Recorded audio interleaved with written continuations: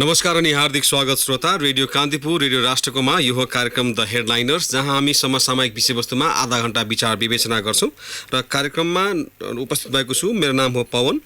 आज पनि तपाईँसँग प्रत्यक्ष र परोक्ष सरोकार राख्ने विषयवस्तुलाई उठाउने जमर्को गरेका छौँ। हामीले आज छानेको विषयवस्तु र त्यो विषयवस्तुमाथि विचार विवेचना गर्नका लागि निम्ताएका अतिथिलाई तपाईँ कार्यक्रममा प्रश्न पनि टिपाउन सक्नुहुनेछ। यसका लागि 55 41 905 टेलिफोन नम्बर हामीले खुला राखेका छौँ। तर एउटा आग्रह, यदि तपाईँले सोध्न खोजेको प्रश्न वा जिज्ञासाको समाधान कार्यक्रमका दौरान नै हाम्रा अतिथिले गरिसक्नु भएको छ भने कृपया त्यस्ता खालका प्रश्न हामीलाई 55 41 905 मा टिपाउने कष्ट नगर्नुहोला।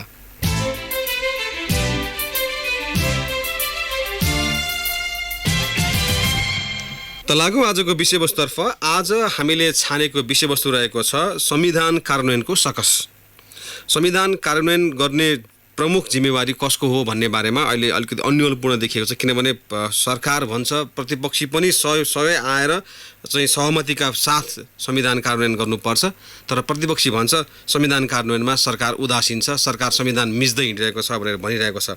यो परिप्रेक्ष्यमा हामीले 4औं संविधान दिवस पनि मनायौँ। संविधान आफैमा चाहिँ गतिशील दस्तावेज भएका कारणले गर्दाखेरि यसमा कार्यान्वयन गर्नुपर्ने, संविधान कार्यान्वयन सँगसँगै बन्नुपर्ने ऐन नियमहरू बनाउनु पर्ने दायित्व चाहिँ प्रमुख गरी चाहिँ सरकारको हुने कारण चाहिँ देखिन्छ। तैपनि कहाँनिर हामी चुकेछौँ, हामीले कहाँनिर चाहिँ 4 वर्ष भइसक्यो, 5 वर्ष लागेको छ संविधान कार्यान्वयन भएको, तर तैपनि पूर्ण रूपमा किन कार्यान्वयन हुन सकेन भन्ने बारेमा आज हामी कुराकानी गर्नेछौँ। र यसका लागि हाम्रो स्टुडियोमा हुनुहुन्छ संवैधानिक कानुनका ज्ञाता डाक्टर चन्द्रकान्त ग्याउली। ग्याउली साहब, यहाँलाई कार्यक्रममा स्वागत छ। धन्यवाद छ। यो किन सकस पर्यो संविधान कार्यान्वयन भन्नेको पाटो चाहिँ कहाँनिर सकसपूर्ण छ, अथवा सकसपूर्ण बनाइया हो कि यो प्रचार हो कि के हो खासमा? होइन, तपाईँले पहिले नै संविधान कार्यान्वयनको सकस भन्नुभएको छ। वास्तवमा आज 4 वर्षको अवधिसम्म संविधानको कार्यान्वयनको कुराहरू गर्नुहुन्छ भने 3 तहको सभा र संसदको त निर्वाचन त भयो नि। त्यो त एउटा संविधान कार्यान्वयनको पहिलो जग त हो। त्यही बमोजिम 3 तहकै सरकारहरू निर्माण भए 763वटा सरकार त छन्। तिनी 763वटा सरकारहरूले आफ्ना एकल अधिकारहरू हुन्छ। जस्तो सङ्घले 35वटा अधिकार, प्रादेशिकको 21वटा, स्थानीयको 22वटा अधिकार अन्तर्गत आफ्ना कानुनहरू बनाइरहेका छन्। त्यो बनाउँदै अझैसम्म सम्पूर्ण कानुन बनाएकी त भन्यो भने बनाएको अवस्था देखिँदैन। सबै त बनाएको छैनन्, तर धेरैजसो अब सरकार चल्न सक्ने, संसद चल्न सक्ने, न्यायपालिका चल्न सक्ने र संवैधानिक आयोगहरू पनि चल्न सक्ने केही हदसम्म चाहिँ कानुन बनेको छ। सम्पूर्णता फेरि आएको अवस्था देखिँदैन। त्यसैभित्र चाहिँ फेरि साझा अधिकारहरूको नीति र मापदण्ड बनाउनु पर्ने, त्यो पनि अझै बन्न सक्यो अवस्था देखिँदैन। तपाईँ सहकारीमूलक, सहयोगात्मक र समन्वयनात्मक मोडलबाट संहिता आएको त्यस किसिमको कानुन बनाउन फेरि सङ्घले बनाउनु पर्ने, त्यो पनि अवस्था बनाएको अवस्था देखिँदैन। त्यसपछि कतिपय कानुनहरू छन्, 18वटा कानुन स्थानीय तहलाई सङ्घले बनाउनु पर्थ्यो। त्यसमध्ये 4-5वटा कानुन बाहेक अरू चाहिँ बनाएको अवस्था देखिँदैन। प्रादेशिक तहले चाहिँ 6वटा कानुनमध्ये 2-3वटा कानुन मात्रै बनाइदिएको देखिन्छ। सेवा सुविधा सम्बन्ध मात्रै, पारिश्रमिक लिने सम्बन्ध मात्रै, अन्य चाहिँ कानुन बनाइदिएको छैन। र स्थानीय तहले आफ्ना कानुन आफ्नै सबैले चाहिँ आफ्ना कानुन बनाइरहेछन्, प्रदेशले र केन्द्रले बनाएको छन्। त्यो यो अवस्थामा चाहिँ सकारात्मक रूपमा नै हेर्न सकिन्छ। तर तपाईँ सकस भन्नुभएको छ। सकसको जवाफ चाहिँ खोज्दाखेरि वास्तवमा कहाँ सकस पर्यो त भन्दाखेरि तपाईँ सङ्घीय सरकार चाहिँ यस्तो चाहिँ देखियो कि अहिले हेर्नुहुन्छ भने केन्द्रीकृत राज्य पद्धतिलाई अन्त्य गर्ने भनेको थियौँ, फेरि चाहिँ केन्द्रीकृत सङ्घीय सरकार हो कि भन्ने चाहिँ महसुस चाहिँ जनताले गर्न थालिरहेछन्। र एकल अधिकार अन्तर्गत तपाईँ शिक्षाका ऐनहरू बनाउन स्थानीयले बनाउँदाखेरि, प्रादेशिकले बनाउँदाखेरि, प्रहरी ऐनहरू बनाउँदाखेरि उहाँहरूले मैले कानुन नबनाउँदै तिमीले चाहिँ बनाउन पाउनु भन्ने चुनौती दिने एकातर्फ त्यो देखिन्छ। अर्को तपाईँ वित्त आयोग चाहिँ गठन गरेर समानीकरण वितरण हुनुपर्थ्यो, आर्थिक रूपमा प्राकृतिक स्रोत साधनहरू। अहिलेसम्म आयोगको अध्यक्ष मात्रै बाहेक अरू कर्मचारी केही नियुक्ति गर्नुभएको छ, आयोगलाई पूर्णता दिनुभएको अवस्था देखिँदैन। सबै संवैधानिक आयोगहरू जसले 3 तहका सरकारलाई चाहिँ एउटा लगम लगाउने हुन्थ्यो, त्यो 3 तहका सरकारहरूलाई लगम लगाउने संवैधानिक आयोगहरू पनि पूर्णता पाउन सक्यो अवस्था देखिँदैन। यो स्थितिले गर्दाखेरि त्यहाँ चाहिँ सकस चाहिँ देखिन्छ। भनेको ग्याउलीजी, अब यो के अरे सङ्घीयता कार्यान्वयनमा हाम्रो चाहिँ अझै त्यो मानसिकता परिवर्तन नभएको कारणले गर्दाखेरि पनि कहीँ न कहीँ समस्या छ भन्ने कुरामा चाहिँ हो। त्यसैले एउटा मानसिकताको पनि कारण हो। हिजो एकात्मक मानसिकताबाट नै हिजो शासन व्यवस्था सञ्चालित थियो, तर आज त्यो एकदमै 180 डिग्री फरक छ। आज अब संघीयताको भ्यालु, हाम्रो राज्य पुनर्संरचनाको संविधान लेख्दाखेरि संघीयता र समावेशिताको मूल मर्म र त्यसका भ्यालुजहरूलाई राखिएको थियो।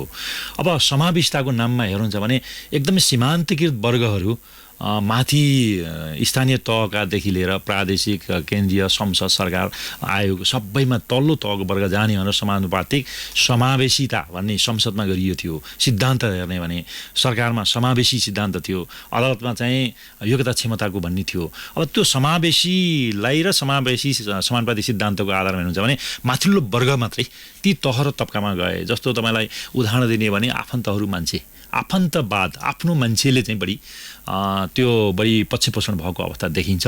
तल्लो तहको वर्गलाई त एक्सेस नै पुगेन, पहुँचै पुगेन माथिसम्म जान सक्ने। समावेशिताका स्ट्रक्चरहरू छन्, त्यसको स्केलेटनहरू पनि छन्, नसाहरूबाट रगत सिञ्चित हुनुपर्ने दिमागसम्म, त्योसम्म तल्लो वर्ग जानै सकेन। माथिल्लै वर्ग जो हुने खाने मान्छेहरू, आफन्त, आफ्ना सालासाली, बेना-बेनु, श्रीमतीहरू, दाजुभाइ, यस्तो यस्तो मान्छेको मात्रै प्रतित्व, समावेशी र समानुपातिक प्रतित्व त्यो नाममा मात्रै भएको अवस्था देखियो एकातर्फ हेर्नुहुन्छ भने। अब सङ्घीयताको हकमा हेर्नुहुन्छ भने सरकारको एउटा गभर्मेन्टल रूपमा पावर सेयरिङ भनिन्छ, 3 तहको सरकार जनताको घरदैलोसँग त पुग्यो, तर प्रशासनिक संरचना तल्ला तहका सरकारले पनि बनाउनु पाउनु पर्थ्यो, कर्मचारी नियुक्ति उहाँहरूले पनि गर्न पाउनु पर्थ्यो, उहाँहरूको दायित्व पनि उहाँहरूले निभाउनु पर्थ्यो। सरकार भनिसकेपछि उहाँहरूका जनतालाई दिने मौलिक हकको पनि कानुन उहाँहरूले गर्नु पर्थ्यो। अहिले मौलिक हकको कानुन हेर्नुहुन्छ भने सङ्घले मात्रै 31वटा अधिकार छन् मौलिक हक, त्यसमध्ये 16वटा कानुनहरू सङ्घले मात्रै बनायो। केही स्थानीय र प्रदेश भन्ने शब्द लेखियो, तर स्थानीय र प्रदेशका पनि आफ्ना मौलिक हक जनतालाई दिनु पर्थ्यो। शिक्षा, स्वास्थ्य, आधारभूत शिक्षा, स्वास्थ्य सबै लोकल लेभलमा, स्थानीय लेभलमा या प्रादेशिक लेभलमा पनि प्रदेश स्तरका चाहिँ विश्वविद्यालय खोल्न पाउने यस्ता अधिकार उहाँहरूलाई छ। तर उहाँहरूले गर्न खोज्दाखेरि केन्द्रीय सरकारले चुनौती दिने, च्यालेन्ज गर्ने र तल्लो तहका सरकार बोल्नै नसक्ने, निरीह हुने। जहाँ चाहिँ के छ भने केन्द्रीय सरकारको जो रुलिङ पार्टी हो, रुलिङ पार्टी नै 6वटा प्रदेश हुन्, 6वटा पार्टीमा बहुमत छ। अब एउटा 2 नम्बर प्रदेश बाहेक अन्य सरकारले चाहिँ स्थानीय सरकार भन्नुहोस् या प्रादेशिक सरकारले केन्द्र सरकारलाई चुनौती दिनै सक्दैनन्। 2 नम्बर प्रदेशले केही चुनौती दिन खोज्छ, तर उसको आफ्नो एकल अधिकार अन्तर्गत कहिलेकाहीँ मुद्दा पनि हालेको अवस्था देखिन्छ संवैधानिक इजलासमा, सागर वनको उसमा।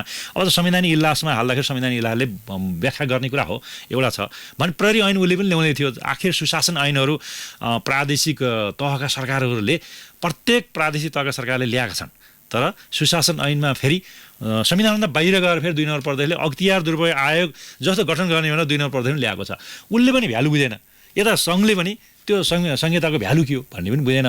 स्थानीय तहका मेयर साहबहरू, वडाध्यक्षहरू हुनुहुन्छ, उहाँहरू त तल्लो तहका सरकारका जहाँ चाहिँ के छ भन्दाखेरि सेवा र सुविधा जनतालाई एकदमै घरदैलोमा पुर्याउने हुनुपर्नेमा के भन्दा राजस्व चाहिँ म्याक्सिमम उठेको छ, नउठेको होइन। अब तल्लो तहका सरकार स्थानीय तहलाई चाहिँ सुविधा दिने भनेको त प्रादेशिक सरकारले के गरेछ भन्दाखेरि पारिश्रमिक र सुविधा पनि दिने भनेर राखिदिएछ। तलब नै 60,000, 65,000, 35,000, 50,000 तलब मेयर साहबहरू, उपमेयरहरू, सदस्यहरूले खाने। राजस्व जति उठ्छ स्थानीय तहको 60% त्यही खर्च भएको छ। त्यो खर्च हुँदाखेरि के भन्दा जनतालाई त्यो 40%को पुँजीगत खर्च, विकास खर्च हुनुपर्ने ठाउँमा त्यो विकास खर्च पनि त्यति हुन सकेन। केन्द्रीय लेभलको हेर्नुहुन्छ भने त गत साल जम्मा 25% पुँजीगत खर्च थियो, 80% साधारण खर्च चाहिँ त्यो एकै वर्षमा सकियो। 20% जो विकास बजेट थियो त्यसको पुँजीगत खर्च जम्मा 25% हो भनेपछि अरू चाहिँ बाँकी रहेको 75% पनि के भन्दा उही अलकत्रा छर्ने, बाटोमा बनाउने, गाउँमा हेर्नुहोस् स्थानीय तहदेखि र प्रादेशिक तह हेर्नुहुन्छ भने डोजर चलाउने, पहिरो जाने र मोबाइलदेखि लिएर आफ्नो स्क्याभेटर पनि किने भन्ने पनि आएको छ। यो अलिकति सुशासनमा त्यति सजगता या जवाफदेहिता नभएको अवस्थाले जनतालाई पनि अलि निराश देखियो। जस्तो अर्को गेवली जस्तो यो संविधान जारी भइसकेपछि 1 वर्षभित्रमा बनाउनु पर्ने जुन कानुनहरू थियो त्यो बनाउनलाई नै समय लागेको कारणले गर्दाखेरि पनि अहिलेको अवस्था आएको हो। जति खालको चाहिँ जुन खालको तदारुकता, जुन खालको चाहिँ एकदम शीघ्र चाहिँ काम गर्नुपर्ने थियो त्यो काम चाहिँ हुन सकेन। त्यसको चाहिँ अहिले असर परिरहेछ भने के एक थरी भन्छन् सत्यता देखिन्छ? एउटा केही हदसम्म सत्यता छ। जस्तो भनौँ न, प्रादेशिक तहको त शून्यबाट सुरु भएको नि, त्यसको न त भौतिक संरचना थियो न प्रशासनिक संरचना थियो। केन्द्रबाट नै प्रशासनिक संरचना फुलफिल गर्ने समावेशी कर्मचारीहरूलाई समावेश के अरे समायोजन गर्नुपर्ने अवस्था एकातर्फ थियो भने स्थानीय तहको हिजो स्थानीय निकायको अवस्थामा उहाँलाई 22वटा अधिकार दिँदा नि कानुनै बनेका थिएनन्। हिजो स्थानीय स्वास्थ्य शासन ऐन थियो एउटा 2056, 55 र 56 को नियम थियो। तर अहिले त 22वटा अधिकार अन्तर्गत 44वटा कानुन बनाउनुपर्छ स्थानीय तहले। त्यो कानुन बनाउँदै उहाँहरू अल्झिरहनु भएको छ एकातर्फ। प्रादेशिक तहको त कानुन एउटा पनि थिएन। जस्तो चाहिँ अन्तरिम संसद थियो नि, अन्तरिम संसदले यो संविधान जारी भएर संविधानको संसदको निर्वाचन नहुन्जेलसम्म त्यो त अन्तरिम संसद थियो, त्यसले कानुन बनाइदिनु पर्थ्यो। भटाभट संसारमा त्यस्तो हुन्थ्यो। पहिले कानुन निर्माण गरेर भौतिक पूर्वाधार गरेर निर्वाचन गरिसकेपछि बल्ल उहाँ सट्ट जानुहुन्थ्यो अनि कानुन हुन्थ्यो। तर हामी कहाँ के थियो भन्दा के भयो भन्दाखेरि बाँकी रहेका कानुनहरू उहाँले बनाउनु पर्थ्यो। जस्तो डुअलिस्टिक मोडल भन्छ, आफ्नो अधिकार अन्तर्गत आफै कानुन बनाउन सक्ने, आफ्नो नीति बनाउन सक्ने, बजेट बनाउन सक्ने, त्यसपछि गएर त्यो बजेटहरूलाई कानुन गर्न सक्ने, नीतिलाई पनि नीति बनाउने, कानुन बनाउने, यो सबै चाहिँ त्यसपछि हुन्थ्यो। तर समकालीन अवस्थालाई चाहिँ अन्तरिम संसदले गर्थ्यो। तर हामी कहाँ त्यो भएन, एउटा पनि कानुन बनेन। निर्वाचनमा हुनुभन्दा पूर्व, निर्वाचन पछाडि त सबै तिनै तहका सरकारहरू अब मौलिक हकको कानुन गर्नलाई चाहिँ 3 वर्षभित्र कानुन बनाउनु पर्ने। अब मौलिक हक भन्ने छ, कानुन बनाएर लागू गर्नुपर्ने। कानुन फेरि तोकिए बमोजिम हुने, तोकिएको नियमावली बनाउनु पर्ने, नियमावलीले कार्यविधि बनाउनु पर्ने, कार्यविधिले बमोजिम फेरि परिपत्र जारी गरेर त्यो मौलिक हकलाई रिप्लेस गर्ने हिजोका दिन पनि थिए। आज पनि त्यही अनुसार मौलिक हक त कानुन नबनाइकन दिने हो नि त। यदि सरकारमा सबै मानवाधिकारहरूलाई म मौलिक हक दिन्छु भनेर 31वटा अधिकार दिइएको छ हैन। जस्तो रोजगारीको हक, खाद्य सुरक्षाको हक, आधारभूत शिक्षाको हक, स्वास्थ्यको हक, दलितहरूलाई चाहिँ निःशुल्क शिक्षाको, उच्च शिक्षाको हक र आधारभूत शिक्षामा चाहिँ निःशुल्क शिक्षाको हक, समानताको हक, महिला प्रजननको हक, जहाँ चाहिँ मेरो शरीर मेरो अधिकार भनिन्छ नि महिलाहरूको, उहाँ कोही पनि एउटा बच्चा जन्मिँदाखेरि त्यो चाहिँ मर्न नपरोस्, त्यस्तो चाहिँ आधारभूत रूपमा कोही पनि मर्न नपरोस् बच्चा जन्मिनुलाई भनेपछि त्यस्तो अधिकार छ नि। स्वच्छ खानेपानीको हक, अब खानेपानी हेर्नु चाहिँ हाहाकार छ, मेलम्ची बनेकै छैन। अब जताततै अब केही सहरहरूमा होला, अब काठमाडौँ उपत्यका हेर्नुहुन्छ भने स्वच्छ हावाको हक भन्ने पनि छ, वातावरणको हक। अब यस्ता हकहरू कानुन गर्नलाई कानुन मात्रै, कानुन पहिला त बनाउनु पऱ्यो। कानुनको कानुन त्यसपछि सबभन्दा महत्त्वपूर्ण हुन्छ। अब कानुनै जम्मा 16वटा भनेका छन्। 31वटा हकमा 26वटा हक चाहिँ कानुन बनाएर गर्नुपर्छ, 26वटामा अब 10वटा बाँकी छन्। भनेपछि यो सङ्घले बनाउने एकातर्फ, त्यससँग जोडिएका एकल अधिकारसँग जोडिएका मौलिक हकमा प्रदेश र स्थानीयले पनि मौलिक हकको कानुन गरी कानुन बनाउनु पर्छ। जस्तो स्थानीयमा आधारभूत शिक्षा, आधारभूत स्वास्थ्य, यो चाहिँ स्थानीयले बनाउँछ मौलिक हकसँग जोडिएका। तर त्यो चाहिँ मेरै अधिकार हो भन्ने केन्द्रले चाहिँ लड्कार्ने अवस्था छ। यसले गर्दाखेरि पनि यो संरचना एकाध वर्ष 3 वर्षभित्र यसैमा अल्झिएको अवस्था देखिन्छ एकातर्फ। अब चाहिँ यो अल्झिए भन्ने चाहिँ अब 2 सरकार छ हेर्नुहोस्।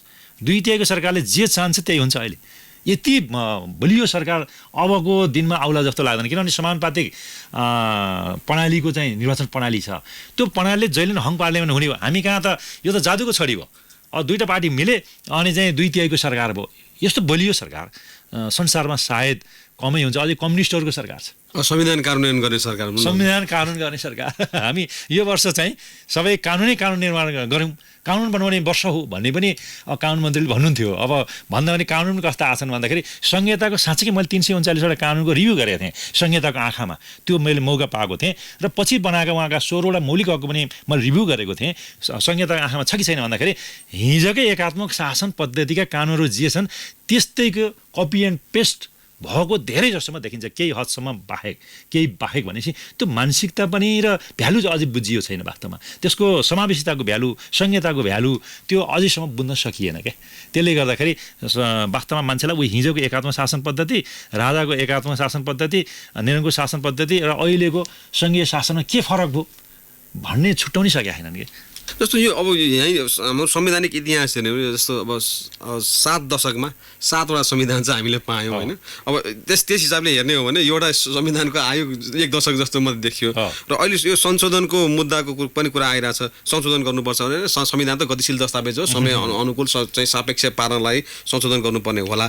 त्यो सँगसँगै अर्को चाहिँ यो अब हाम्रा चाहिँ उपलब्धिहरू जुन चाहिँ राजनीतिक उपलब्धिहरू अथवा चाहिँ संवैधानिक उपलब्धिहरू जुन प्राप्त भएका छन् त्यो उपलब्धिहरू खतरामा पर्न थाले भनेर चाहिँ व्यापक चाहिँ अलि चाहिँ टिका टिप्पणी हुन थालेको छ। तपाईँ देख्नुहुन्छ त्यस्तो? होइन, मलाई त यो एकदमै हाँसो उठ्छ वास्तवमा। यो 2/3 सरकारलाई अब खतरा आयो अरे।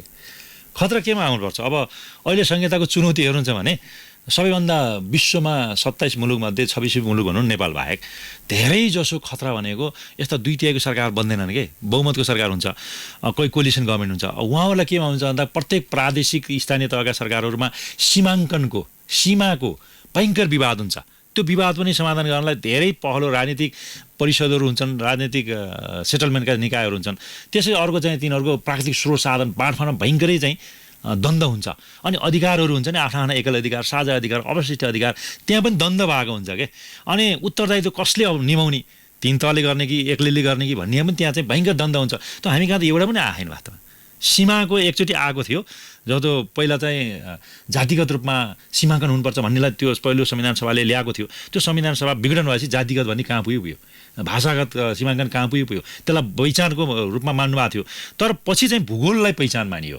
भूगोलमा चाहिँ सीमाङ्कन हुनुपर्छ भनेर भन्यो तर मधेस केन्द्रित दलहरूले ल्याउनु भएको थियो नि 7वटा चाहिँ छिमेकी मुलुकले चाहिँ तेर्साएको थियो 7वटा बुदा त्यसलाई केही चाहिँ ओनरसिप गर्दै मधेस केन्द्रित दलले ल्याउनु त्यसमध्येको भूगोल र जनसङ्ख्याको आधारमा निर्वाचन क्षेत्र हुनुपर्छ भनेकोमा चाहिँ जनसङ्ख्या र भूगोल हुनुपर्छ भनेर संशोधन भयो यही संविधान पनि संशोधनले केही गतिशीलता भयो उहाँ त चुप लाग्नु भयो नि त आखिर होइन त्यो स्थिति छ भने अब संविधान जडवस्तु त होइन यो त संशोधन गर्दै जानु हो संहिता पनि संशोधनै गर्दै जाने हो समावेशिता पनि संशोधन गर्दै जाने हो समावेशी सधैँ चाहिँ समावेशी भएर समावेशी प्रतिनिधित्व हुँदै जाने होइन अब भनरेबल ग्रुपलाई लानेमा तिनीहरूलाई इम्पावरमेन्ट गर्दै गएपछि बिस्तारै समावेशी सिद्धान्त समानुपातिक प्रतिनिधित्व भन्ने बिस्तारै हटाउँदै जाने हो क्या केही समय चाहिँ सङ्कटकालीन अवस्थामा राख्ने हो त्यसलाई इम्पावरमेन्ट चाहिँ गर्दै जानुपर्ने त्यो स्थितिमा पनि च्यालेन्ज आएको छैन च्यालेन्ज पनि आएन संविधान संशोधनका आधारभूत एजेन्डाहरू यो हुन् भनेर त्यस्तो चाहिँ जस्तो विप्लव समूहले वैद्य समूहले त यो संविधान सभाको त बहिष्कार गरेका थिए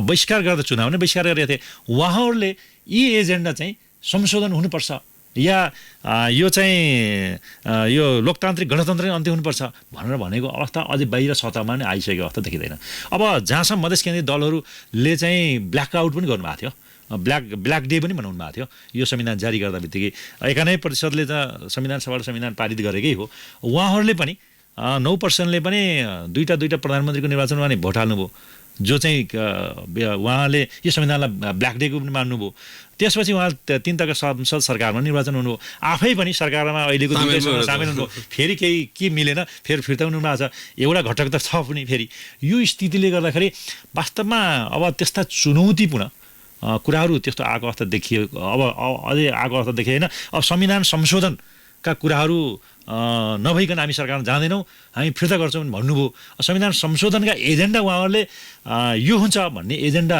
अहिलेसम्म आएको छैन सरकारले पनि एजेन्डा दिएको छैन त्यो स्थिति एकातर्फ छ अब सरकार चाहिँ ल यो चाहिँ सङ्घीय लोकतान्त्रिक गणतन्त्रलाई चुनौती आयो भन्ने तपाईँको अहिले प्रश्न छ चुनौती सङ्घीय लोकतान्त्रिक गणतन्त्र चाहिँ असंशोधनीय छ यो संविधानले परिकल्पना गरेको हेर्नुहोस् यो संशोधनै हुन सक्दैन अनि जनतामा निहित सार्वभौम सत्ता संशोधन हुन सक्दैन यो देशको स्वाधीनता सार्वभौम सत्ता अखण्डता पनि संशोधन हुन सक्दैन यस्तो चाहिँ बलियो पक्ष संविधान संशोधन 2/3 ल्याउँदा पनि 100% ल्याउँदा पनि संशोधन हुँदैन त्यसलाई फाल्ने भनेको त कि त मुभमेन्ट नै हो आन्दोलन हो कि त रिभोल्ट नै हो क्रान्ति नै हो क्रान्ति विप्लवले गरिसकेको छैन नै हेर्नुहोस् अझैसम्म पुगेको छैन क्रान्ति भइसक्यो त्यसलाई क्रान्ति मानिँदैन छिटफुट घटनाहरू घटेका छन् अब वैद्यसम्म त झन् सुतेरै बसेको छ अब मधेस केन्द्रित दलले पनि क्रान्ति गरेर यो सङ्घीय लोकतान्त्रिक गणतन्त्र उहाँले फाल्न सकिने स्थिति रहेन अब राजावादी पुरातनवादी हुनुहुन्छ हेर्नुहोस् अब केही चाहिँ छिटफुट घटनाहरू घट्ने केही चाहिँ सभा जुलुसहरू गर्ने यो त बलियो पक्ष राम्रो पक्ष हो यो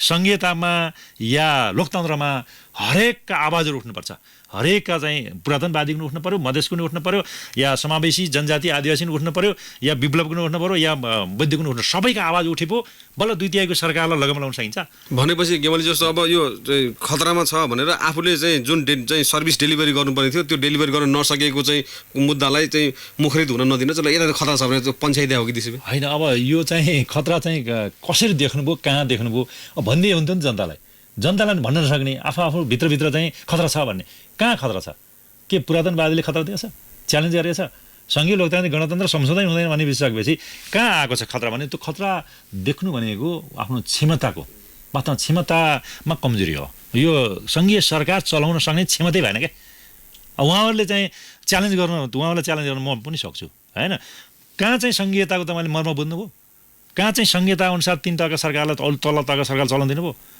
कुन ठाउँमा तपाईँले चाहिँ साझा अधिकार अन्तर्गत तिनै तहका सरकारले नीति र मापदण्ड बनाएर अनि कानुन बनाउनु भयो, तिनै तहका सरकारहरू तल्ला तहका सरकारसम्म पुगेर काम गर्नुभयो, अनि तपाईँहरूका चाहिँ सल्लाहकारका कुराहरू चाहिँ एक दुईजना सल्लाहकार यो देश चल्ने हो, अनि यत्रो चाहिँ 753 सरकार चल्नलाई एकजना मान्छेले चाहिँ मात्रै सल्लाह दिएर चल्ने हो, अनि उहाँहरूको क्षमता चाहिँ विकास गर्न नसक्ने, अनि जे चाहिँ मन लाग्यो अनि त्यही चाहिँ बोलेर मात्रै त भएन नि त। अप्ठ्यारो पर्यो भने खतरा छ भन्ने त्यो त क्षमता नदेखिएर आफ्नो प्रदर्शन गर्न नसकेर। हजुर, यहाँ आउनुहुन्छ रेडियो कान्तिपुर रेडियो राष्ट्रकोमा कार्यक्रम द हेडलाइनर्समा आज हामी कुराकानी गरेका छौँ संवैधानिक कानुनका ज्ञाता डाक्टर चन्द्रकान्त गेवालीसँग संविधान कार्यान्वयनको सकसका बारेमा।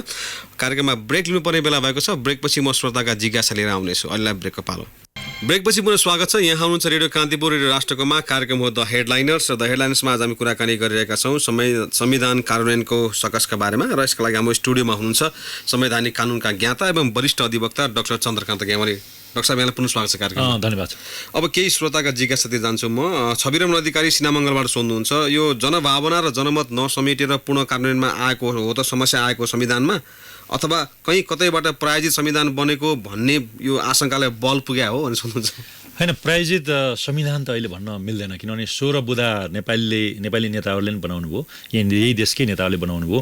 त्यसै कारण त्यही 16 बुँदाकै आधारमा यो संविधान सभाले संविधान बनाएको त्यो एउटा सशर्तात्मक भन्ने पनि हुन्छ, निशर्तात्मक संविधान सभा पनि हुन्छ, नभएको होइन। त्यसमध्ये 91,000 सुझावहरूलाई पनि लिएर केही चाहिँ सुझावहरूलाई पनि एकोमोडेसन गर्दै यो संविधान सभाले संविधान बनाएको कारणले गर्दाखेरि अब चाहिँ प्रायोजित हो, अन्य देशले नै दिएका हुन्, अन्य देशको कतैबाट ल्याएर लेखेर यहाँ वैधानिकता दिएको अनुमोदन गरेको भन्ने कुरा जुन तपाईँले भन्नुभएको छ त्यो चाहिँ गलत हुन्छ। प्रेम थापा भैरवाबाट सोध्नुहुन्छ, अरबौँको भ्रष्टाचारलाई विश्वकै उत्कृष्ट संविधानले नियन्त्रण गर्न सक्दैन भनेर सोध्नुहुन्छ? होइन, भ्रष्टाचार भनेको सुशासनतर्फ जाने हो होइन। भ्रष्टाचार चाहिँ जसले चाहिँ शासन गर्ने हो त्यसमा चाहिँ इमान्दारिता भएन, पारदर्शिता भएन र जवाफदेहिता भएन, कानुनको फलोअप गर्न सकेन, रुल अफ ल भन्छ, रुल अफ लको फलोअप गर्न सकेन, र मुख्यतया उसले चाहिँ व्यक्तिगत स्वार्थ आफ्नो राष्ट्रको जनताको र विधिको शासनमा गएको भए त्यसलाई स्वार्थमा परिणत गरेको भए त्यो भ्रष्टाचार चाहिँ आउने थिएन। अब व्यक्तिगत स्वार्थ पार्टीगत स्वार्थ बढी निहित भएको अवस्थामा भयो भने त्यो अरबौँ के खर्बौँलाई पनि यो संविधानले वास्तवमा छेक्न सक्दैन। त्यसमा सुशासनकै महत्त्वपूर्ण कुरा हुन्छ, त्यसलाई अख्तियार दुरुपयोगहरू छन्, सुशासन ऐनहरू तिनटैकै सरकारले बनाइरहेका छन्। यसै मार्फत चाहिँ भोलि चाहिँ भ्रष्टाचार गर्नबाट पनि नियन्त्रण गर्न सकिन्छ। डोलराज पराजुली रूपन्देहीबाट सोध्नुहुन्छ, माथिल्लो तहकाले नमान्ने संविधानलाई कसरी सफल बनाउने त भनेर सोध्नुहुन्छ? होइन, माथिल्लो तहकोले मान्दिनँ भनेर उसले चाहिँ सुखै पाउँदैन। संहिता भनेको सबैभन्दा महत्त्वपूर्ण सुशासन हो र विधिको शासन हो, त्यसलाई चाहिँ लगाम लगाउने काम पहिलो हेर्ने भने कार्यपालिका व्यवस्थापिकालाई लगाम लगाउने अदालत हो। त्यसपछि चाहिँ तल्ला तहका सरकारहरूले पनि काम गरेनन्, आफ्नो अधिकार मिसियो भने संविधान इजलास छ त्यसले पनि फालिदिन सक्छ। त्यसपछि तपाईँको राजनीतिक सेटलमेन्टका कुराहरू छन्, यदि तीन तहका सरकारहरू विवादमा आयो भने पनि त्यहाँ राजनीतिक सेटलमेन्ट छ। अर्को चाहिँ जनताले आवधिक निर्वाचन मार्फत पनि यदि त्यस्ता सरकारहरू भए भने भोलि 5 वर्षपछि फेरि फ्याँकिदिन सक्छन्, अर्का फेरि नयाँ नयाँ पार्टीहरू पनि जन्मिन सक्छन्। त्यसै नागरिक समाज छ, मिडिया छ, त्यसमा तपाईँ डराउनु पर्दैन। हामी जस्ता मान्छेहरू पनि चुनौती दिन्छौँ, त्यसबाट चाहिँ ठिक ठाउँमा आउँछन्। छविलाल खतिवडा झापाबाट सोध्नुहुन्छ, जनतामा चाहिँ संहिताले कर मात्रै बढाएको अनुभव भएको छ, यो कहीँ कतै यो संहिताले गर्दाखेरि संविधानलाई असफल बनाउने डर त छैन भनेर सोध्नुहुन्छ? होइन, संहिता आफैमा संसारमा हेर्नुहुन्छ भने बेस्ट मोडल हो शासन प्रणालीको, तर यसमा चाहिँ यति मात्रै म भन्न चाहन्छु कि संहितालाई चाहिँ चलाउने भनेको एकदमै व्यवस्थापकीय कुशल प्रशासक कुशल शासक हुनुपर्छ। कुशल शासक र प्रशासक अझै पनि जन्मिएको अवस्था नदेखिए हुनाले कर प्रणाली भनेको एकदमै संसारमा साँच्चीकै चाहिँ प्राकृतिक स्रोत साधनको दोहन र मानव स्रोत साधनको दोहन साँच्चीकै हेर्नुहुन्छ भने सङ्घीय शासनले गर्छ।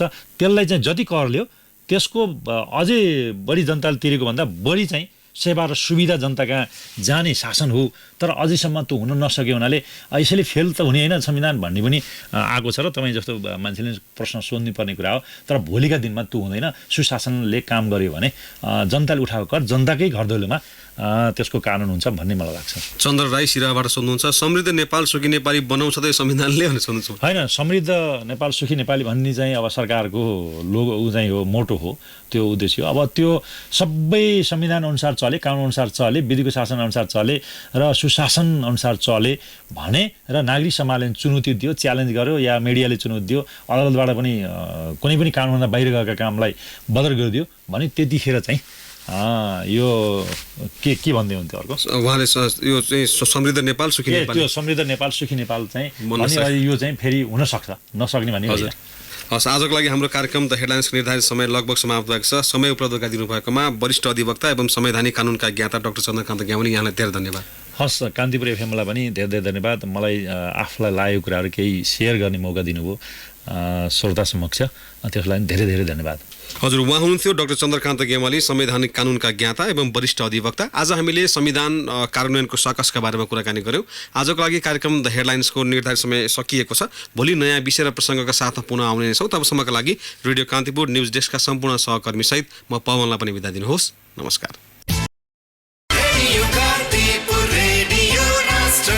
सूचना र मनोरञ्जनको सम्वाहक रेडियो राष्ट्रको रेडियो कान्तिपुर।